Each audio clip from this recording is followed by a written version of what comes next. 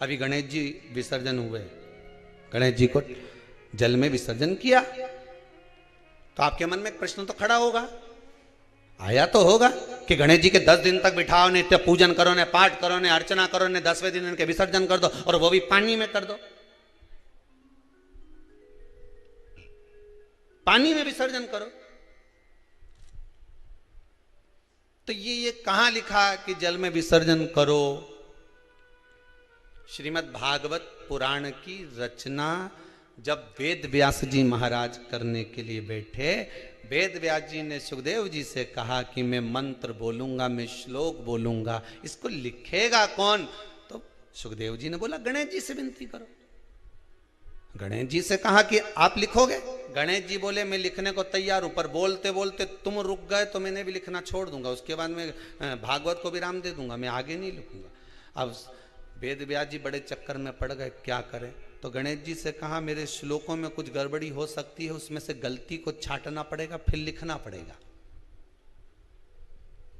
कितना सुंदर संबोधन श्री वेद व्यास जी ने कहा कि मैं जो श्लोक बोलूंगा आपको लिखने के लिए है, उसमें मैं कुछ गलती करूंगा, उस गलती को छांटना है, तब श्लोक लिखना है। क्यों कहा वेद व्यास जी ने ये बात? गणेश जी भगवान है, वेद व्यास जी कहते हैं मैं तो संसारिक मनुष्य हूं ना, गलती तो कर सकता हूं। गलती कौन करता है? जम के बोलो भगवान गलती करता है क्या? नहीं, गलती कौन करेगा?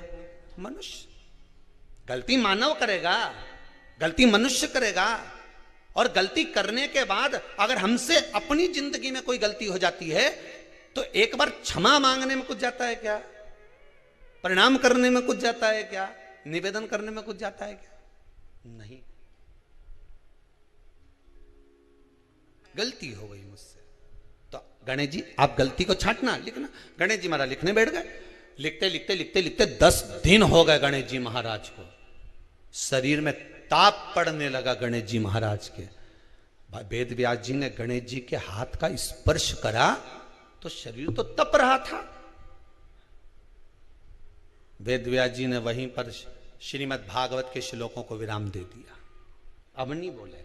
गणेश जी लिखते लिखते लिखते लिखते लिखते लिखते थक गए, ताप पड़ गया, शरीर गर्म हो गया। वेद व्यास जी ने कब करूं क्या? 10 दिन से लिख रहे हैं और शरीर पर ताप पड़ रहा है, करा क्या जाए? उन्होंने गणेश जी का हाथ पकड़ा, उठाया और कहा चलो प्रभु हमारे साथ में।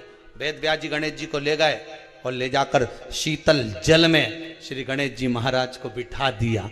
गणेश जी को पानी के अंदर उनको विराजमान कर दिया कि अब आप ताप को थोड़ा ठंडा कर लीजिए।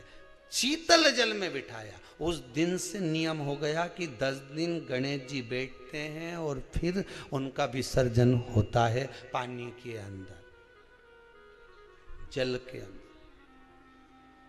शरीर का ताप मिट जाए। तो गणेश जी ने वचन दिया है वेद व्यास जी महाराज को, आपने मेरे ताप को मिटाने के लिए मुझे जल में बिठाया है। जो मुझे जल में विसर्जन करेगा मेरा ताप तो मिटेगा ही, साथ में जो मुझे जल में विसर्जन करेगा उसके जीवन के भी ताप को मैं मिटा दूंगा, उसके जीवन के ताप को मैं मिटा दूंगा। ताप मिटा दिया।